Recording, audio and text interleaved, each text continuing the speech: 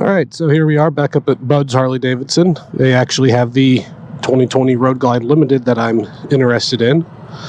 It is the 114 and everything, so this ought to be fun.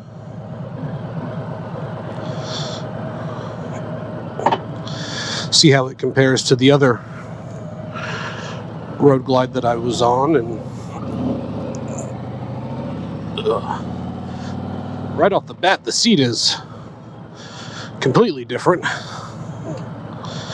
This thing feels like a goddamn pillow sitting on it.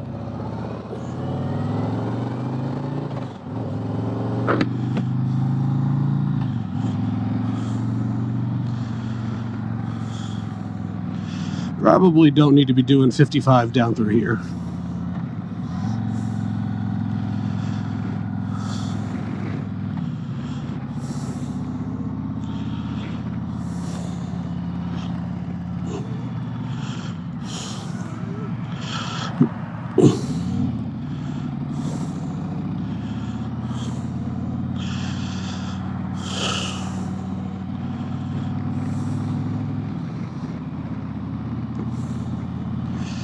But so far it feels just fine. I don't notice that much of a difference with the tour pack on it as compared to the standard Road Glide. I was kind of wondering how that might affect it. You know, it's kind of hard to compare the tour pack on the CVO Ultra Limited to this one because the fairing's different and the wind profile is going to be different. So far, I really like the seat on this thing, though. Again, as I said before, I feel like the levers, instead of gripping them like this, well, not feeling like, but instead of gripping them like this, I have to tilt my hand down to grip them, and that's just, it's a little awkward. Not what I'm used to at all. But that's more of just, issue I'd have to get used to if it's not something that can be adjusted.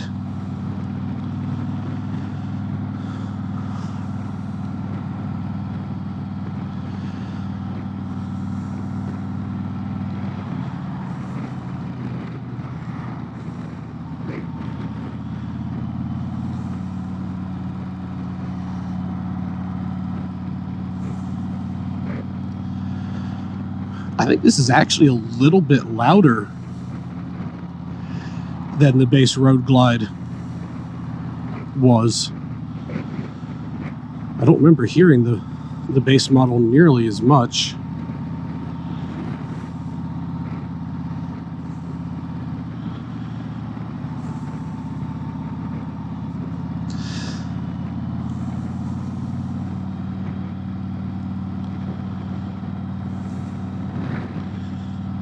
But as far as being able to get out and have some fun on it, I mean, I can still do the whole little flick it around thing that I do on the switchback for fun. I know that makes some people nervous as hell when I do shit like that, but it's fun. And really, at the end of the day, isn't that why we ride motorcycles? They're fun. We enjoy what we're doing.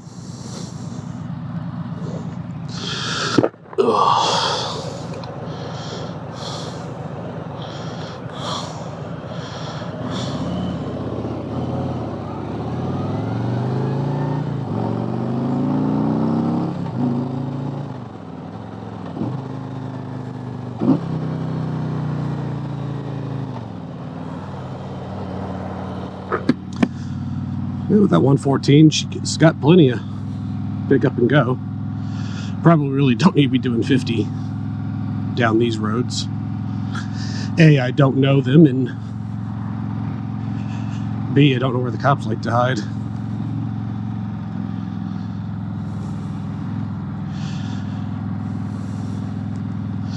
These bars do seem a little bit closer in than I remember the other Road Glide being, but that could just be me misremembering it.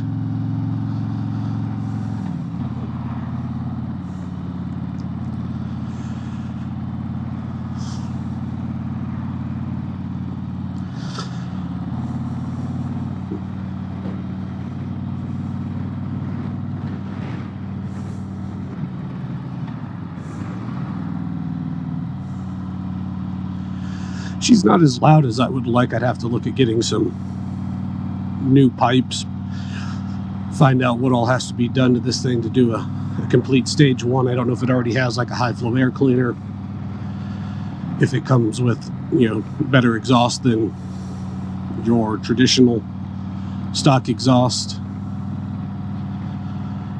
Like I said, she's definitely not as loud as I would like, but I do think it is louder than the basic Road Glide.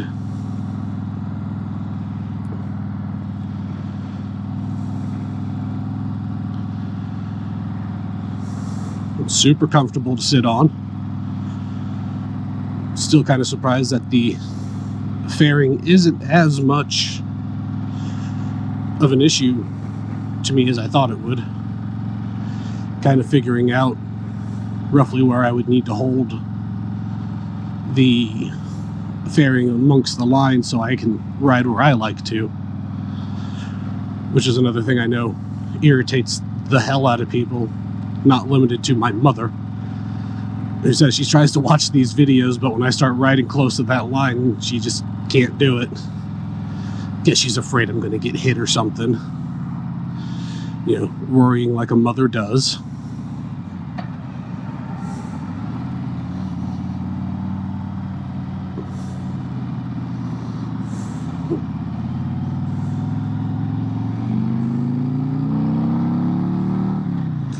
Now that was 50 in second gear.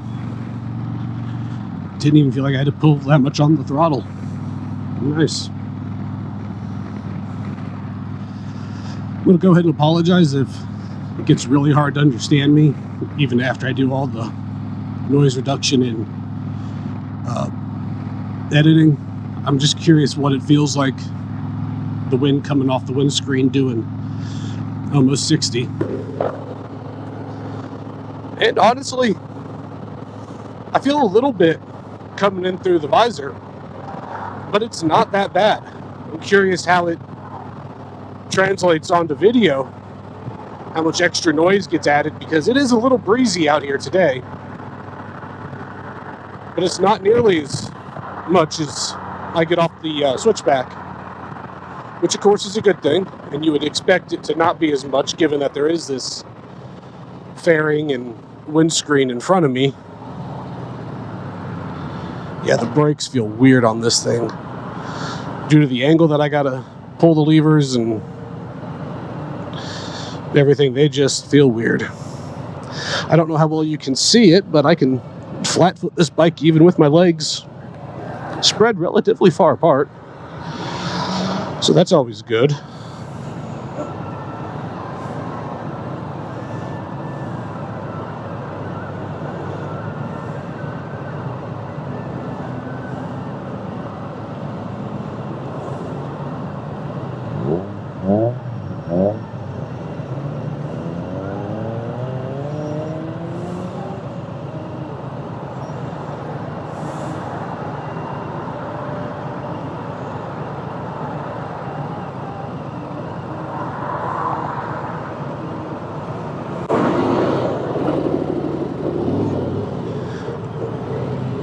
So not used to the clutch on this thing.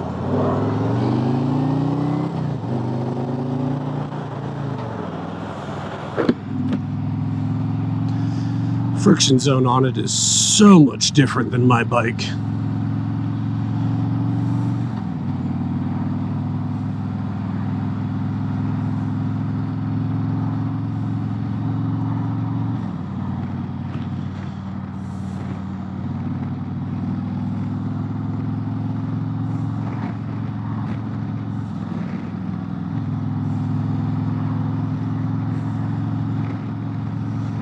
Cruise control is easy enough to operate. Pull the clutch in and it disengages. Nice to know. I've never been on a bike that actually has cruise control that I've tested it before.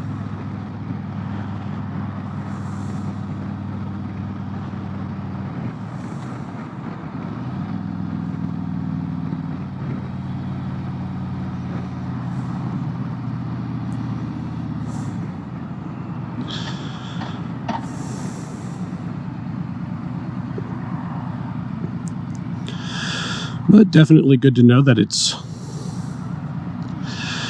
relatively easy to put on.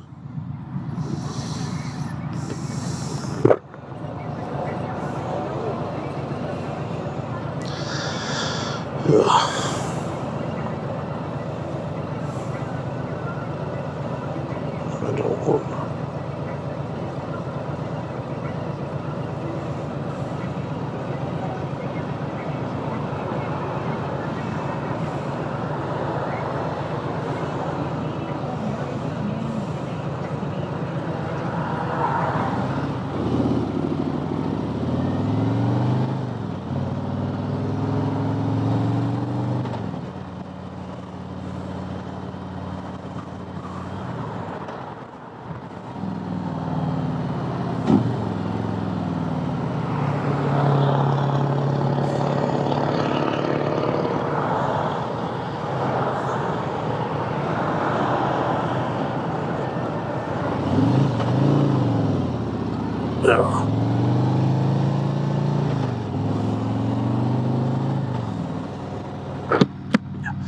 Like I said, right now this clutch is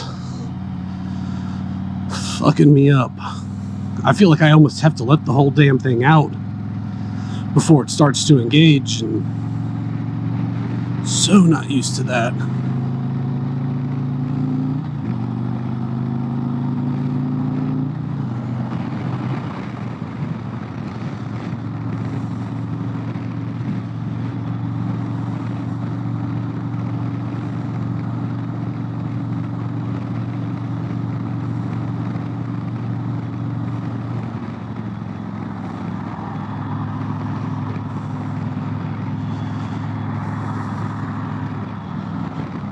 But yeah, cruise control, pretty easy to work. More just an issue of learning where the buttons are. But it's definitely not hard to engage or disengage.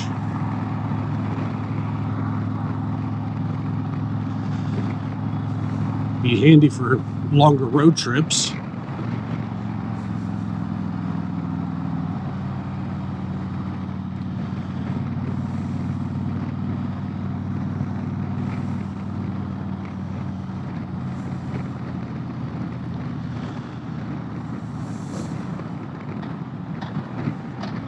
Still think this thing is stupid comfortable. Still feeling a bit of a weird clicking, popping sensation in the clutch lever when I shift gears. So I don't know if that's just systemic of the hydraulic clutches or what it is.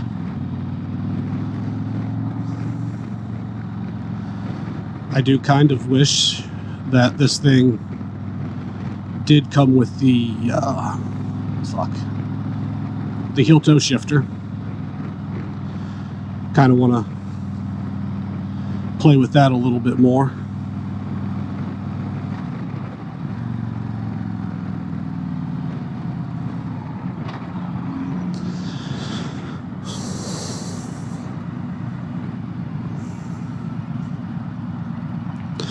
But overall, not a bad bike. I think the only thing I have to complain about with this particular one is it feels the seat's a little wide. But I'd probably look at replacing it with an aftermarket seat anyway, like the Sundowner or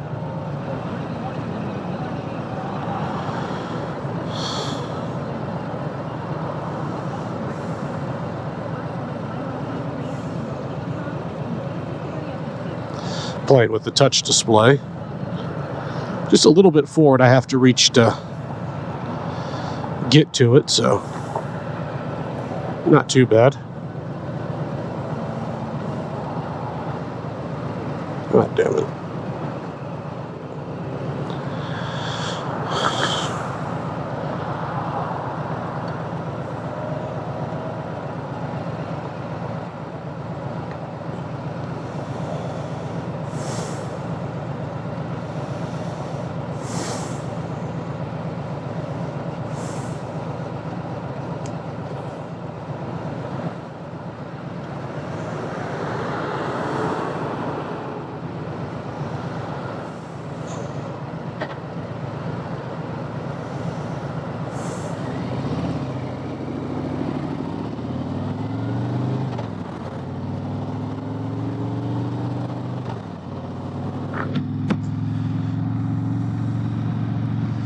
So it seems like, at least for right now, until I get used to this clutch, just roll on the throttle a little bit so I'm not feeling like I'm trying to kill the damn thing every time I go to take off.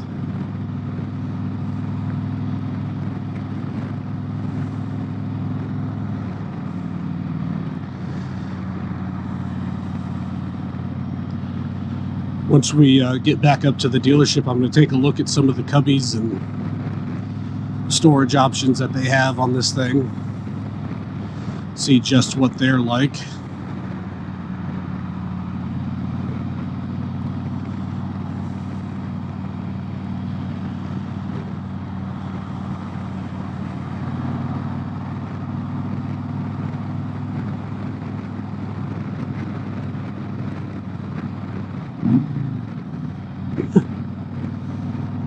It's decently loud when you give it a hard rev.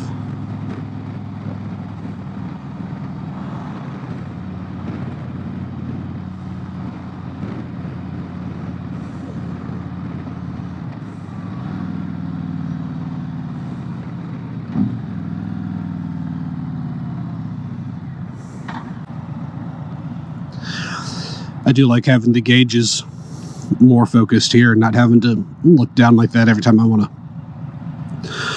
double check how fast I'm going or what it is. But you got, let's see, trip A, trip B, fuel mileage. I'm not sure what FR stands for. Elevation, 389 feet above sea level.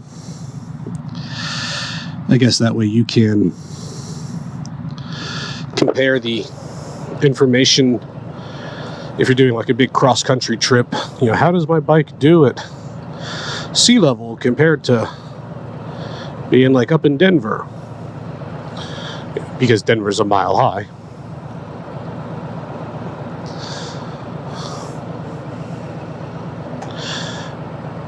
Temperature gauge is kind of nice. Although I've always found it easy when I'm on a motorcycle to tell if it's nice out or not. If I'm sitting still and sweating my ass off, it's fucking hot as hell. And if I'm sitting here shivering, it's cold as hell.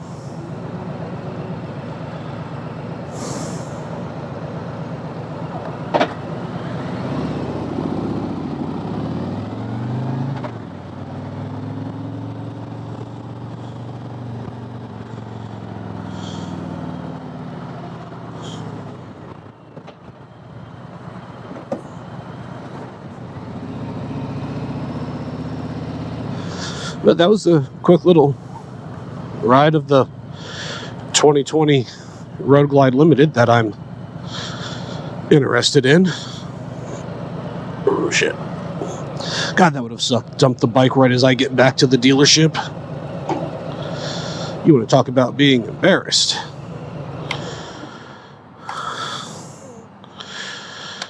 But you do have the little cubbies up here that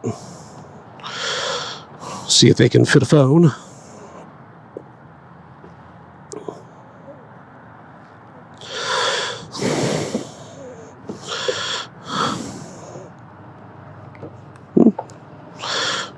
Doesn't fit the best in there. And that one doesn't seem to latch down at all, so don't know how I feel about that. Neither does that one, but